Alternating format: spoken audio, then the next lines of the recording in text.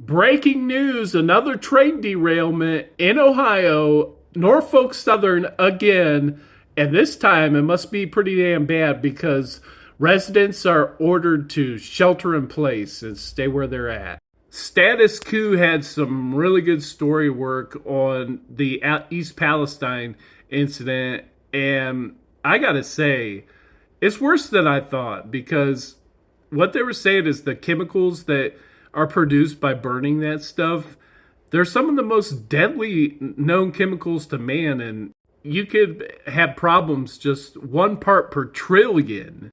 And neither the government nor Norfolk Southern has continued to set people up in hotels or buy out their homes or anything like that. And I blamed Trump for this more than Biden because he deregulated the trains. There's so many video clips of him we won't even get into.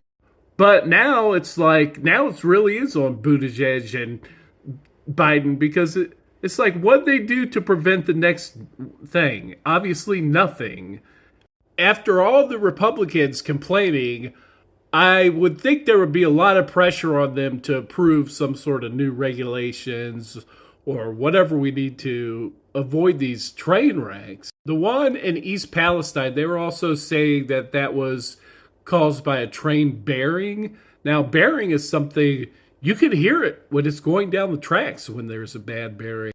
Not only regulation, but in these kind of events, if you cause a major oil spill or train derailment, it should be required that they pay for the housing. Whichever company causes this problem, they need to pay for the housing until it's safe.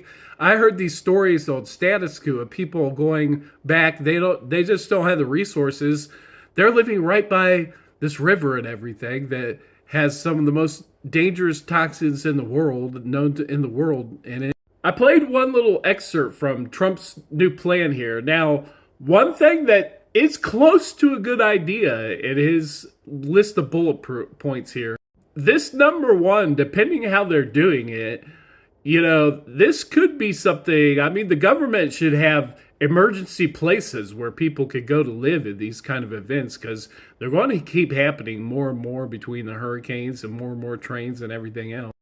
If they're going to use federal money to build these new cities, let's make them rent-free cities. No one in America should be homeless. They should have the option to go to these new cities. Otherwise, this is just looting our government even more. Stealing our tax money like PPP, giving it to the rich, and then charging crazy rental fees. That's not right. Rent-free cities.